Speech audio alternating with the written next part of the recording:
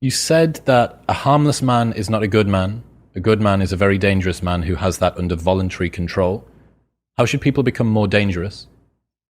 Oh, becoming more articulate is definitely, I would say, that's the primary array of weapons. So, I mean, physical prowess is something, and it's not nothing, that physical confidence that comes along with that as well.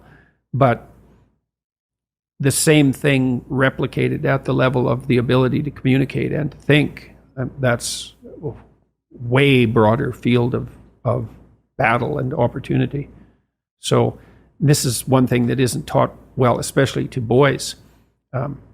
It's more important to teach it to boys, I would say, because they're more skeptical of the educational enterprise in general, generally speaking, partly because they're less obedient, partly because they're less agreeable. That's particularly true for disagreeable boys.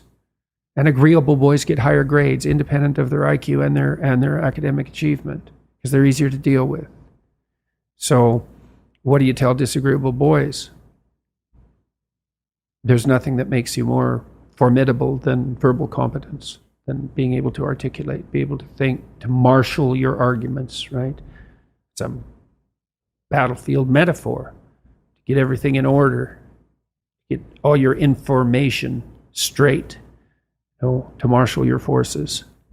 And so, I mean, that's part of the reason that rap artists are so popular, especially among disaffected young men, black and white alike, because they're unbelievably articulate. Like, they have this incredible verbal prowess.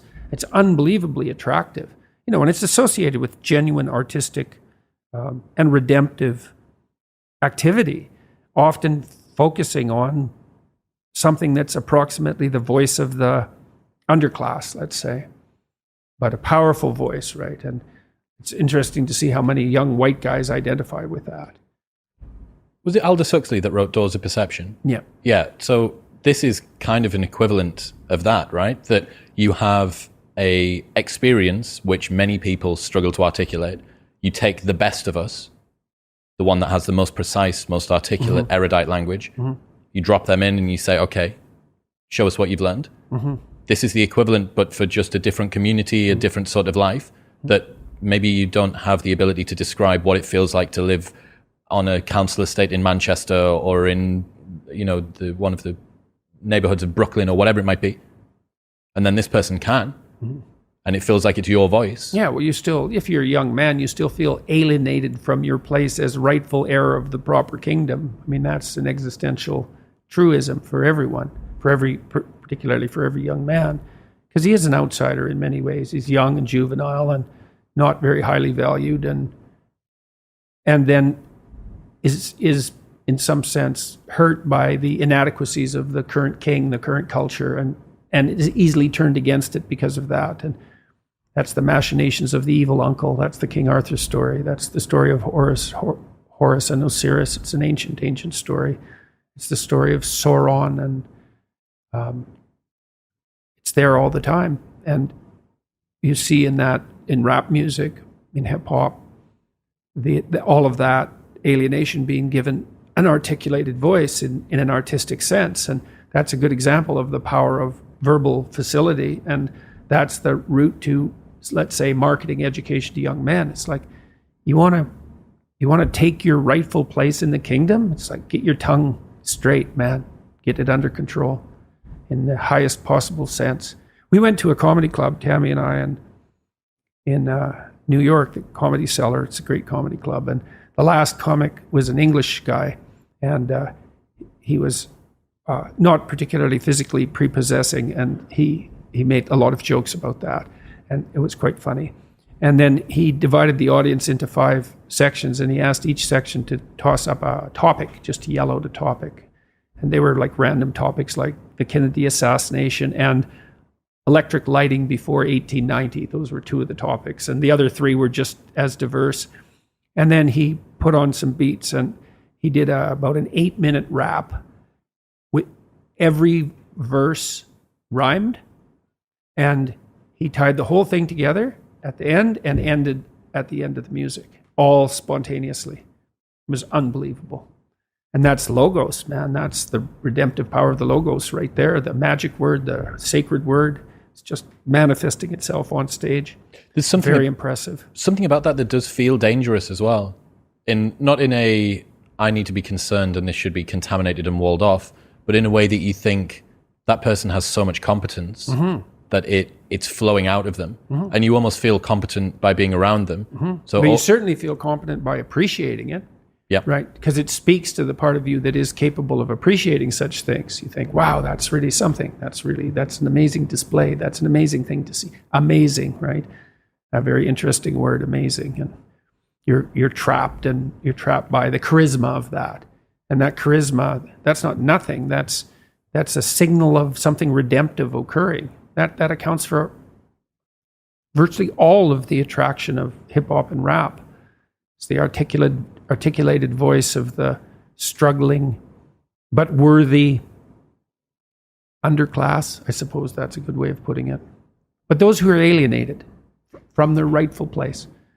And so that verbal prowess is one of the ways they struggle up towards the light. And that's a good example of that, of having that danger under control, because it's a dark genre in many ways, right? There's a real undercurrent and air of violence that surrounds that and its culture, like the punk movement in the UK back in the late 70s. Same sort of thing, but that capacity to express that in a poetic manner, in a compelling manner. Johnny Rotten was great at that. He was so intense. He worked with PIL afterwards, Public Image Limited. Is that it? Public Image? I think so. He has a song called Rise, which I used to show my clients all the time when I was starting assertiveness training with them. I'd put on Johnny Rotten's Rise, and the line in there is anger is an energy, and he's got these unbelievably intense eyes. Anger is an energy. You bet. And John Lydon, man, he could channel that like almost no one I've ever seen. He'd get that anger built up inside him, and then it was completely under control, and he expressed it in his music, and he's absolutely captivating, unbelievably charismatic. And I really liked his music, that raw anger in the music. But it was in the bloody music, wasn't it? It wasn't some random riot, you know.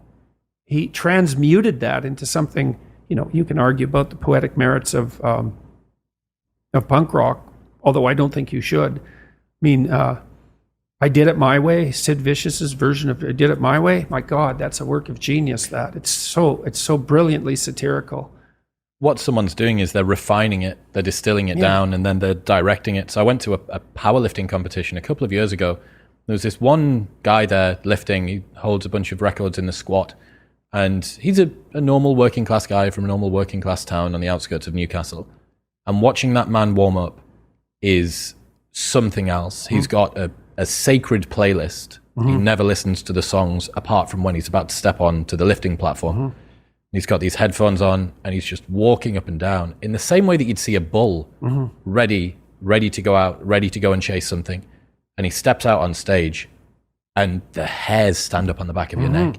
You're watching this guy channel rage, fury. That's the god of war. That's Mars. Yeah, he's in touch with that. Unbelievable. And words, man. You go to war with words. And you think that's what young men should be taught. There we go. Bit of fury. What's happening, people? If you enjoyed that, then press here for the full, unedited episode. And don't forget to subscribe. Peace.